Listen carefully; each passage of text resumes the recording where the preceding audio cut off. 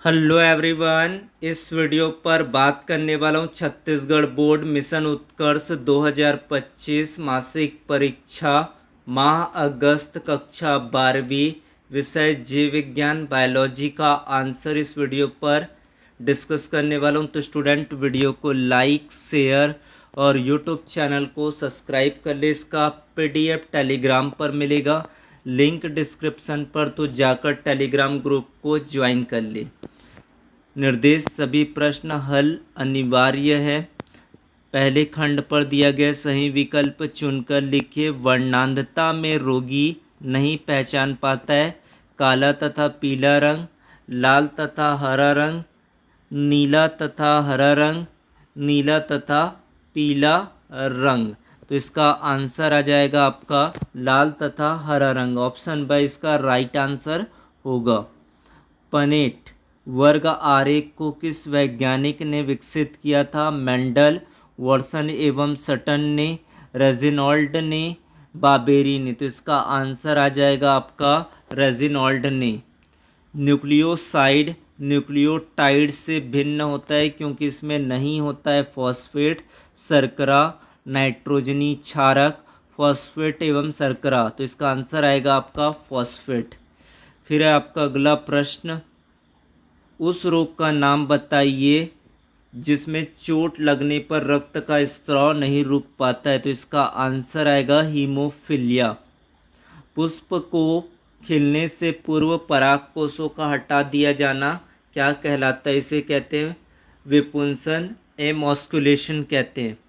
फिर है आपका प्रश्न क्रमांक 2, किन्हीं दो अलिंग सूत्री आनुवंशिक विकारों के नाम लिखिए। प्रश्न क्रमांक 3, मेंडल द्वारा प्रयोगों के लिए मटर के पौधे के चुनने के कोई दो कारण लिखिए।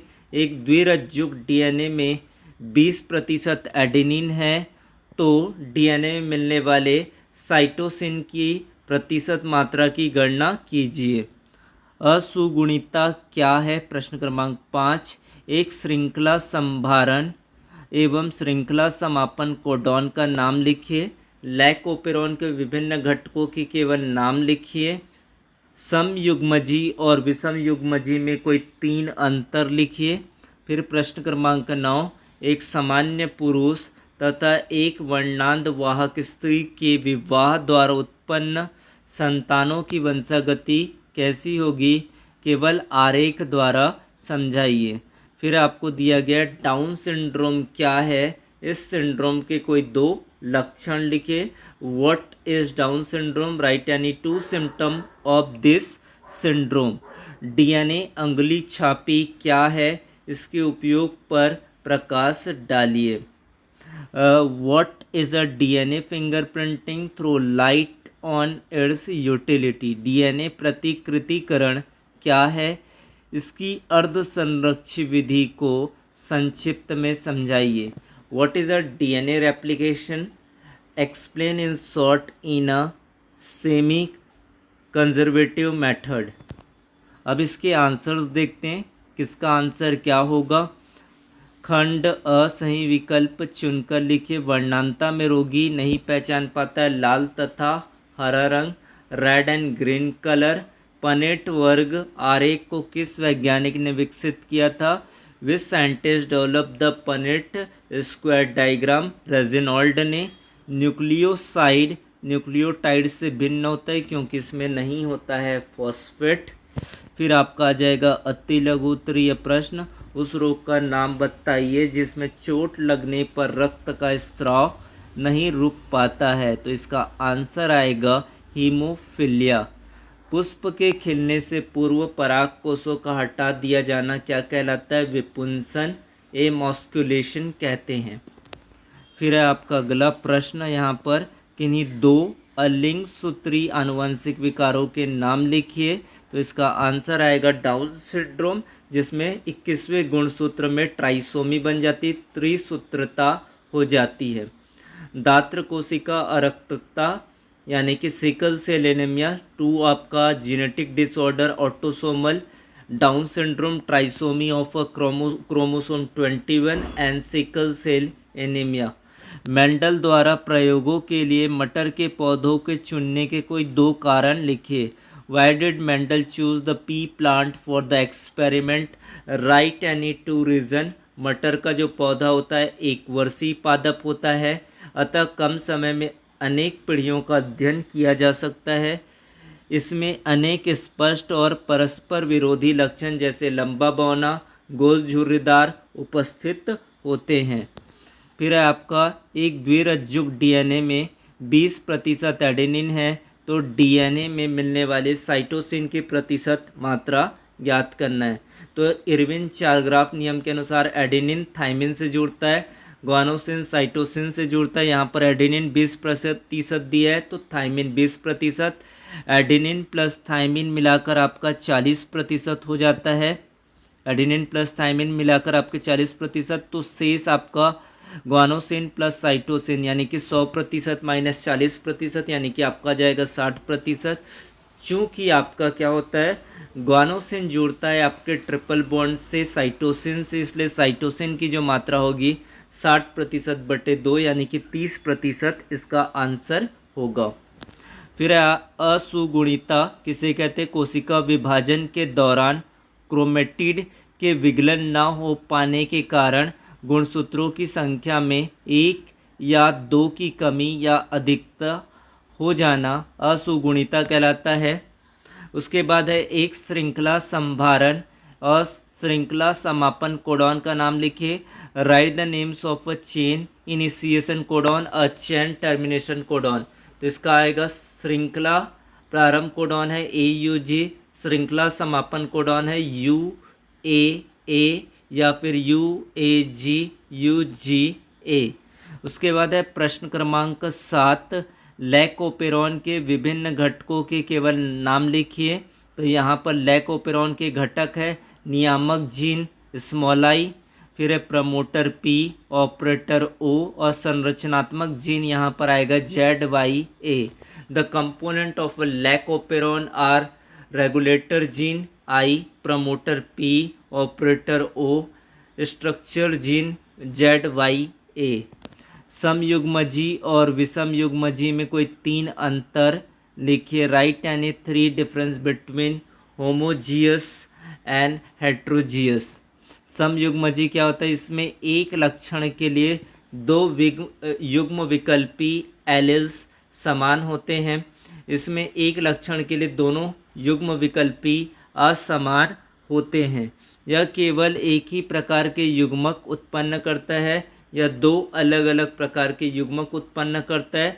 स्वपरागण पर यह केवल जनक के समान संतति उत्पन्न करता है। स्वपरागण पर यह भिन्न भिन्न लक्षण प्रारूप वाली संतति को उत्पन्न करता है। फिर है आपका अगला प्रश्न क्रमांक 9, एक सामान्य पुरुष एक वर्णांध वाहक स्त्री के विवाह द्वारा उत्पन्न संतानों की वंशागति कैसी होगी? सामान्य पुरुष का जो जीनोटाइप है XY, वर्णांध वाहक स्त्री का जो जीनोटाइप होगा X और XC। इसका आप आरेख बनाएंगे और आरेख बनाकर इसका आपको क्रॉसिंग ओवर करेंगे तो इस तरीके से आपका निष्कर्ष निकलेगा।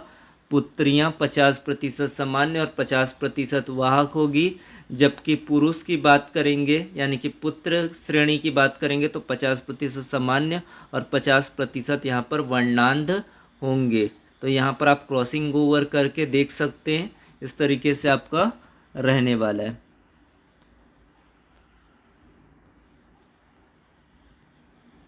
फिर डाउन सिंड्रोम क्या है? इस सिंड्रोम के 2 लक्षण लिखिए। तो डाउन सिंड्रोम एक आनुवंशिक विकार है जो 21वें गुणसूत्र की एक अतिरिक्त प्रतिलिपि की उपस्थिति के कारण होता है। 21वें गुणसूत्र में त्रिसूत्रता हो जाती है।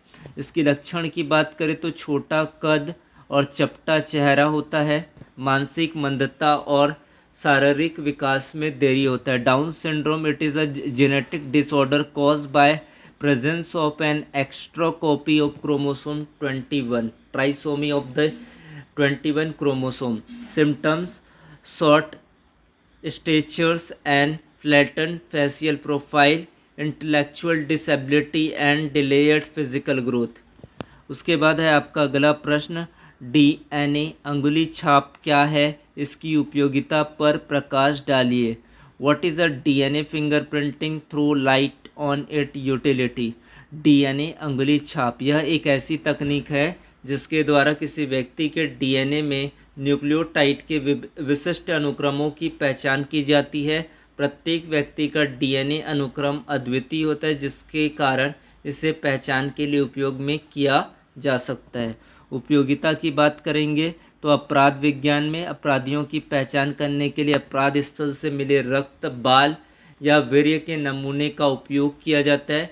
पैतृत्व निर्धारण, माता पिता और संतान के बीच जैविक संबंध स्थापित करने के लिए आनुवंशिक रोगों की पहचान कुछ आनुवंशिक बीमारियों का पता लगाने में सहायक होता है।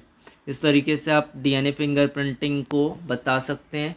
DNA fingerprinting, it is a technique used to identify specific sequence of nucleotides is an individual DNA. Since every person of DNA sequence is a unique, it can be used for identification. Utility in forensics, to identify criminals using samples of blood, hairs and semen found at crime scenes.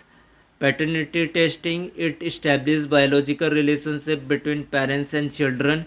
Identification of genetic disease, helpful in detecting certain genetic disorders.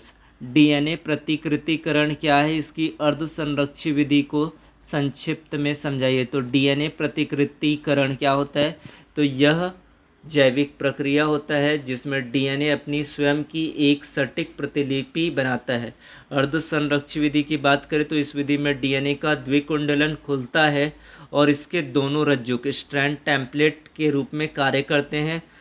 प्रत्येक पुराने रज्जुक पर एक नया पूरक रज्जुक संश्लेषित होता है। इस प्रकार बनने वाले प्रत्येक नए डीएनए अणु में एक रज्जुक पुराना पैतृक और एक रज्जुक नया होता है, इसलिए इसे अर्धसंरक्षी विधि कहते हैं। DNA replication is a biological process by which N DNA molecules produce an extra copy of itself.